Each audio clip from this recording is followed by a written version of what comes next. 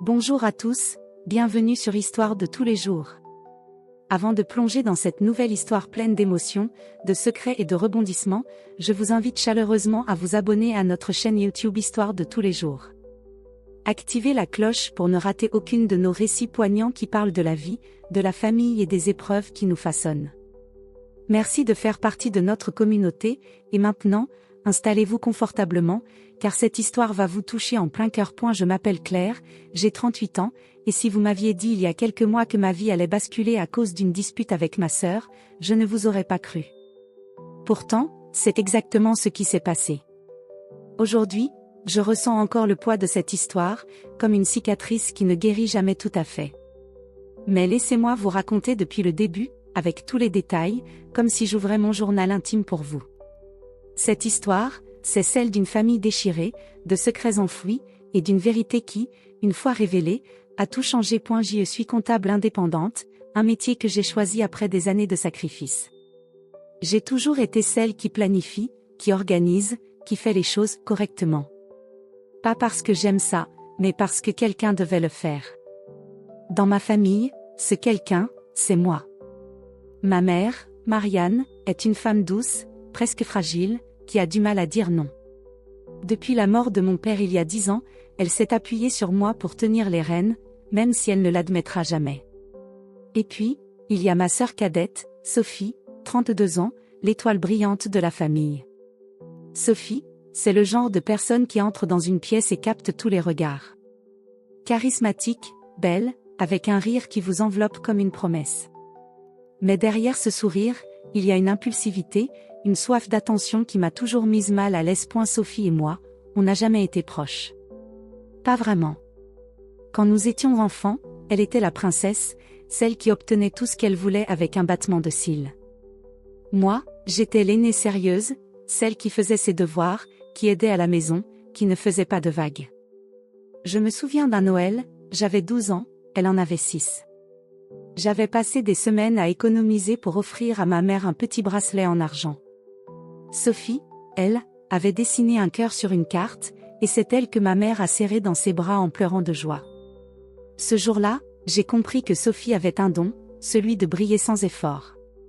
Et moi, je devais travailler pour exister. Aujourd'hui, Sophie est fiancée à Julien, un homme qu'elle a rencontré il y a 1 an. Julien, c'est le genre de personne qu'on remarque tout de suite, grand, charmeur, avec un sourire qui semble toujours cacher quelque chose. Il dit qu'il travaille dans l'import-export, mais je n'ai jamais vraiment compris ce que ça signifie. Sophie, elle, est folle de lui. Elle parle de leur mariage comme si c'était l'événement du siècle. Un mariage extravagant, avec des fleurs importées, une robe sur mesure, et une réception dans un château. Rien que d'y penser, je sens mon estomac se nouer. Pas seulement à cause du coût, mais parce que je sais que, comme toujours, Sophie attend que quelqu'un règle l'addition. Et ce quelqu'un, c'est souvent moi. L'héritage de mon père, bien que modeste, est une source constante de tension.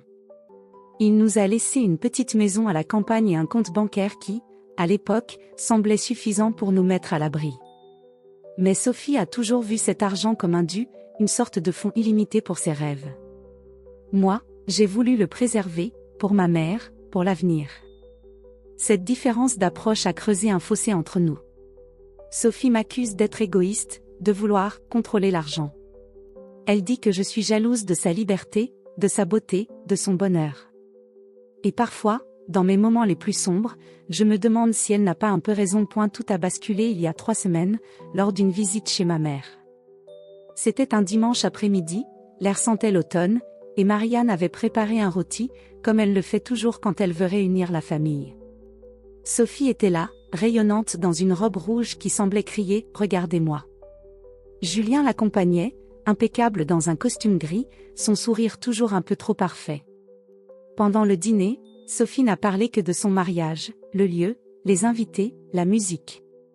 À un moment, elle a lâché, comme si c'était anodin. « Claire, tu vas bien nous aider avec les frais, non ?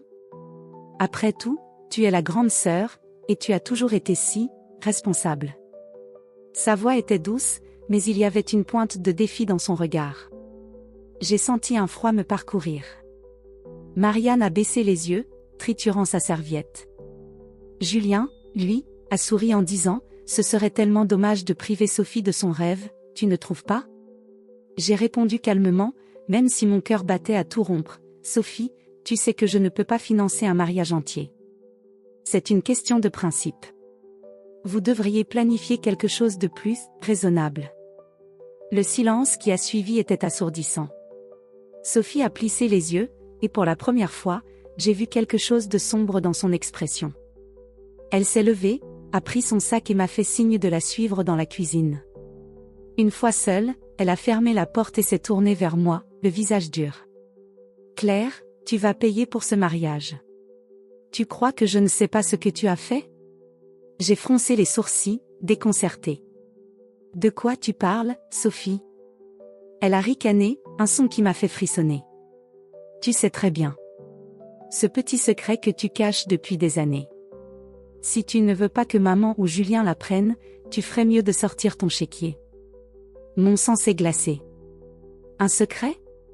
De quoi parlait-elle ?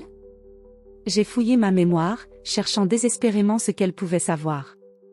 Une vieille histoire d'adolescence, peut-être ? À 16 ans, j'avais menti à mes parents pour aller à une fête, et j'avais fini dans une situation embarrassante avec un garçon. Mais personne ne savait, sauf Sophie. Était-elle au courant ? Ou bluffait-elle ? Tu n'as rien contre moi, Sophie, ai-je dit, la voix tremblante. Arrête ce jeu, elle s'est rapprochée, son parfum trop sucré envahissant l'espace. Tu veux parier ? Si je parle, tu perdras tout. Ta réputation, la confiance de maman, tout. Je suis restée figée, incapable de répondre. Elle est sortie de la cuisine, me laissant seule avec mes pensées. Ce soir-là, je suis rentrée chez moi, le cœur lourd. J'ai passé la nuit à tourner et retourner dans mon lit, me demandant ce que Sophie savait vraiment. Était-ce une manipulation, ou y avait-il quelque chose de réel derrière ces menaces ? Le lendemain, alors que je vérifiais mes emails, mon téléphone a sonné. Un numéro masqué. J'ai hésité, puis décroché. Une voix masculine, rauque, a murmuré « Claire, si tu veux protéger ta famille, vérifie les finances de Julien. » Puis, la ligne a été coupée. Mon cœur s'est mis à battre plus vite. Qui était cet homme ? Comment connaissait-il Julien ? Et pourquoi cet avertissement ? J'ai essayé de rappeler, mais le numéro était inactif. Pendant des heures, j'ai fixé l'écran de mon téléphone, partagé entre la peur et la curiosité. Julien. Était-il la clé de tout ça ? Sophie était-elle manipulée par lui, ou était-il complice ? Le lendemain, j'ai pris une décision. Je ne pouvais pas céder au chantage de Sophie, pas sans savoir la vérité.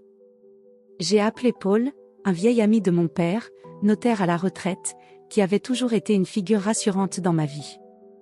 Je lui ai raconté l'appel anonyme, sans mentionner le chantage de Sophie. Paul a écouté en silence, puis il a dit « Claire, donne-moi quelques jours. Je vais creuser sur ce Julien. Mais sois prudente. Les gens comme lui cachent souvent plus qu'on ne pense. » J'ai raccroché, le cœur battant. Paul avait promis de me rappeler avec des informations, mais son ton grave m'a laissé inquiète.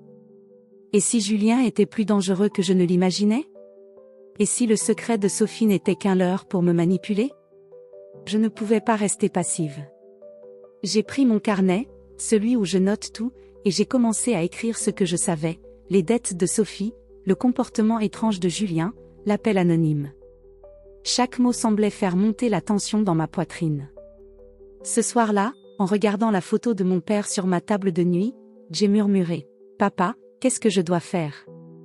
Il n'a pas répondu, bien sûr, mais j'ai senti une détermination nouvelle m'envahir. J'allais découvrir la vérité, quoi qu'il en coûte. Et c'est là que tout a commencé à changer. Paul m'a rappelé le lendemain matin, sa voix inhabituellement tendue. « Claire, j'ai trouvé quelque chose sur Julien. Ce n'est pas bon. On doit se voir. » Le téléphone tremblait dans ma main lorsque Paul a prononcé ces mots. « Claire, j'ai trouvé quelque chose sur Julien. Ce n'est pas bon. On doit se voir. » Sa voix, d'habitude si posée, avait une gravité qui m'a fait frissonner. J'ai murmuré un « D'accord, à peine audible, et il m'a donné rendez-vous le lendemain matin dans un café discret, loin des regards curieux. En raccrochant, j'ai senti une boule se former dans ma gorge. Qu'avait-il découvert? Était-ce lié à l'appel anonyme? Et ce secret que Sophie prétendait détenir sur moi, était-il réel? Cette nuit-là, je n'ai presque pas dormi, mon esprit tournant en boucle entre la peur, la colère et une curiosité presque douloureuse. Le lendemain, je suis arrivée au café avec 10 minutes d'avance. Paul était déjà là, assis dans un coin, un dossier posé devant lui. Ses lunettes glissaient sur son nez, et son air sérieux m'a immédiatement mise sur mes gardes. Après avoir commandé un thé que je savais déjà que je ne boirais pas, je me suis assise face à lui. « Claire, a-t-il commencé, Julien n'est pas celui qu'il prétend être. » Il a poussé le dossier vers moi. À l'intérieur, il y avait des documents financiers, des relevés bancaires, des rapports de crédit. Julien avait accumulé des dettes importantes, des dizaines de milliers d'euros liés à des paris sportifs et à des investissements hasardeux. Il avait même fait faillite il y a 3 ans, sous un autre nom. Paul a ajouté, en baissant la voix, il a des liens avec des prêteurs peu recommandables. Des gens qui n'hésitent pas à utiliser la menace pour récupérer leur argent. Mon cœur s'est serré. Sophie était-elle au courant? Était-elle complice, ou simplement manipulée par cet homme qu'elle idolâtrait? J'ai demandé à Paul, tu penses qu'il se sert de Sophie pour accéder à l'héritage de papa? Paul a haussé les épaules, l'air sombre. Possible. Mais il y a autre chose. J'ai trouvé une trace de Julien dans une vieille affaire de fraude. Rien de concret pour l'instant, mais, sois prudente, Claire. Ne le confronte pas seul. En rentrant chez moi, j'étais dans un état second. Les révélations de Paul confirmaient mes pires soupçons, mais elles ouvraient aussi un abîme de questions.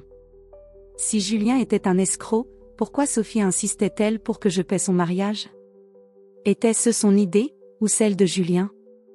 Et ce secret dont elle m'avait menacée, était-il lié à tout ça? Je me sentais comme une marionnette dans un jeu dont je ne connaissais pas les règles. Les jours suivants, la tension dans la famille a atteint un nouveau sommet.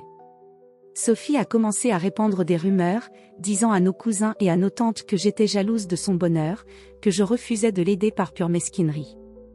Ma mère, Marianne, influencée par les larmes théâtrales de Sophie, m'a appelée un soir. Sa voix tremblait. « Claire, pourquoi fais-tu ça? Sophie est ta sœur. Ce mariage, c'est tout pour elle. » J'ai essayé de rester calme, mais la colère montait en moi. « Maman, tu ne comprends pas. Ce n'est pas une question d'argent. C'est compliqué. » Compliqué? A-t-elle répété, presque en pleurant. Tu as toujours été si dur avec elle. Pourquoi ne peux-tu pas juste l'aider? J'ai raccroché, les larmes aux yeux. Pour la première fois, je me sentais vraiment seule. Même ma mère, la personne qui aurait dû me soutenir, prenait le parti de Sophie. Était-ce ma faute? Étais-je vraiment l'égoïste qu'elle décrivait? Ces pensées me hantaient, mais je refusais de céder. Pas sans réponse. Quelques jours plus tard, une réunion familiale a été organisée chez ma mère pour discuter des préparatifs du mariage.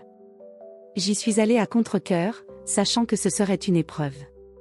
Sophie était là, rayonnante comme toujours, mais son sourire avait quelque chose de forcé. Julien, lui, semblait plus nerveux que d'habitude, évitant mon regard. Pendant le dîner, Sophie a pris la parole, sa voix dégoulinante de fausse douceur. « Alors, Claire, tu as réfléchi à ma proposition? Tu sais, le temps presse pour réserver le château. » Tous les yeux se sont tournés vers moi. J'ai senti la chaleur monter à mes joues, mais j'ai répondu d'un ton ferme, « Sophie, je t'ai déjà dit que je ne pouvais pas. Ce n'est pas ma responsabilité. » Un murmure a parcouru la table. Ma tante Louise a froncé les sourcils, et un cousin a marmonné quelque chose à propos de ma « pingrerie ». Sophie a soupiré théâtralement, puis elle a lâché, « Tu sais, Claire, je pensais que tu serais plus généreuse. Après tout ce que tu as fait dans le passé, je croyais que tu voudrais te racheter. » Le mot « passé » m'a frappé comme une gifle. Elle jouait encore sur ce prétendu secret, devant toute la famille. J'ai serré les poings sous la table, luttant pour garder mon calme. Julien, lui, a posé une main sur l'épaule de Sophie, comme pour la calmer, mais son regard sur moi était froid, presque menaçant. Sophie, ai-je dit, la voix tremblante, arrête de jouer à ce jeu. Si tu as quelque chose à dire, dis-le. Elle a souri, un sourire qui m'a glacé le sang. Oh, Claire, tu ne veux pas vraiment que je parle ici, n'est-ce pas? Marianne a tenté de désamorcer la situation, comme toujours, les filles, s'il vous plaît, pas maintenant. On est en famille. Mais le mal était fait. La tension était palpable, et je sentais le poids des regards accusateurs. En rentrant chez moi ce soir-là, j'étais à bout. J'avais l'impression de perdre pied, comme si ma propre famille me trahissait. Mais quelque chose en moi refusait d'abandonner. En fouillant dans de vieux cartons chez ma mère quelques jours plus tôt, j'avais trouvé un journal de mon père, caché sous une pile de lettres. Je ne l'avais pas encore ouvert, par respect pour lui, mais ce soir-là, je n'ai pas pu résister. Assise sur mon canapé, une tasse de thé froid à la main, j'ai commencé à lire. Les premières pages étaient banales, des notes sur son travail, des souvenirs de vacances. Mais à mi-chemin, une phrase m'a arrêté net, Sophie ne doit jamais savoir. Mon cœur s'est mis à battre plus fort. Savoir quoi? J'ai continué à lire, cherchant des indices. Quelques pages plus loin, mon père mentionnait une dette qu'il avait payée pour protéger la famille. Il n'entrait pas dans les détails, mais il parlait d'une erreur de jeunesse, de Sophie, quelque chose qui aurait pu détruire tout ce qu'on avait construit. J'ai refermé le journal, le souffle court. Était-ce le secret dont Sophie parlait? Ou était-ce autre chose? Une partie de moi voulait croire qu'elle bluffait, mais une autre partie, plus sombre, se demandait si mon père avait caché quelque chose de grave. Et si Julien était au courant? Le lendemain, Sophie m'a appelée. Sa voix était différente, plus dure. Claire, arrête de fouiller. Tu ne sais pas dans quoi tu mets les pieds. J'ai senti un frisson me parcourir. Sophie, de quoi tu parles? Qu'est-ce que tu caches? Elle a ricané. Tu penses que tu es si intelligente, hein? Fais attention, Claire. Le rire de Sophie au téléphone résonnait encore dans mes oreilles, un son froid et tranchant qui me donnait la chair de poule. Fais attention, Claire, avait-elle dit avant de raccrocher. Ces mots tournaient en boucle dans ma tête, mêlés aux bribes du journal de mon père. Sophie ne doit jamais savoir. Une dette, une erreur de jeunesse, un secret. Tout convergeait vers une vérité que je sentais à la fois si proche et si insaisissable. J'étais déterminée à la découvrir, même si cela signifiait affronter ma sœur, Julien, et peut-être des vérités que je n'étais pas prête à entendre. Point le lendemain matin, j'ai pris une décision radicale. J'avais assez attendu. Les révélations de Paul sur les dettes de Julien, l'appel anonyme, le journal de mon père, tout pointait vers un puzzle que je devais assembler. J'ai contacté un détective privé, recommandé par Paul, un homme discret nommé Marc. Je lui ai tout raconté, les menaces de Sophie, les antécédents de Julien, le mystérieux compte bancaire de mon père mentionné dans le journal. Marc m'a écouté en silence, prenant des notes, puis il a dit d'une voix posée, « Donnez-moi une semaine. Je vais creuser. Mais si Julien est aussi louche que vous le pensez, ne le confrontez pas seul. » Ces mots faisaient écho à ceux de Paul, et une peur sourde s'installait en moi. Pourtant, je ne pouvais plus reculer. En attendant les résultats de Marc, j'ai décidé de suivre une piste que le journal de mon père avait laissée, un compte bancaire secret, mentionné dans une note datée d'il y a 15 ans. J'ai appelé la banque, prétextant une vérification d'héritage, et après quelques jours de démarche, ils m'ont confirmé l'existence d'un coffre-fort au nom de mon père, jamais ouvert depuis sa mort. Mon cœur battait à tout rompre. Était-ce là que se trouvait la clé du secret de Sophie? Le jour où j'ai obtenu l'autorisation d'accéder au coffre, j'étais un mélange de nerfs et d'excitation. La banque était un bâtiment ancien, avec des murs en pierre et une odeur de papier vieilli. L'employé m'a conduite dans une petite salle sécurisée, où il a posé une boîte métallique devant moi. Mes mains tremblaient en l'ouvrant. À l'intérieur, il y avait des documents jaunis, une enveloppe scellée et une lettre manuscrite de mon père. J'ai d'abord lu la lettre, mon cœur serré par l'émotion de revoir son écriture. Claire, si tu lis ceci, c'est que tu as trouvé le coffre. Je suis désolée de t'avoir laissé ce fardeau. Il y a des choses que j'ai dû cacher pour protéger Sophie. À 17 ans, elle a fait une erreur qui aurait pu détruire notre famille. J'ai payé pour étouffer l'affaire, mais le coup a été plus qu'unique. Garde ce secret, pour elle, pour nous. Les documents dans l'enveloppe racontaient le reste. Sophie, à l'adolescence, avait eu une liaison avec un homme marié, un professeur de son lycée. Quand l'affaire avait menacé d'éclater, mon père avait versé une somme importante à la famille de l'homme pour éviter un scandale public. La dette mentionnée dans le journal était liée à cet arrangement, payé via un prêt qu'il avait contracté en secret. Mais ce qui m'a glacé, c'est un autre document, une note de mon père mentionnant un « intermédiaire » qui avait facilité le paiement. Cet intermédiaire était lié à un cercle de prêteurs douteux, le même genre de personnes que Paul avait mentionné à propos de Julien. Tout s'éclairait. Julien devait avoir découvert ce secret, peut-être par un contact commun dans ce milieu trouble. Il utilisait cette information pour manipuler Sophie, la poussant à me faire chanter pour financer leur mariage extravagant. Mais pourquoi? Était-ce juste pour l'argent, ou y avait-il autre chose? Avant que je puisse digérer tout cela, Marc m'a appelé. Sa voix était tendue. Claire, j'ai du concret sur Julien. Il est endetté jusqu'au cou auprès de gens dangereux. Il le presse pour rembourser, et il compte sur l'héritage de votre père pour s'en sortir.